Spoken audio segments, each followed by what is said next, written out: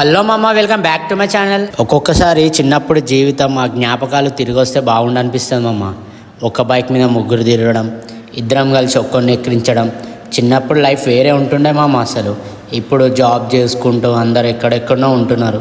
Night 1 అవుతుంది మామ. Friend వాడు కాల్ చేసి ఇంటికి వచ్చిండ్రా అంటే నమ్మలే అసలు. నేను మార్నింగ్ వాడిని ఇంటికి వెళ్ళినా.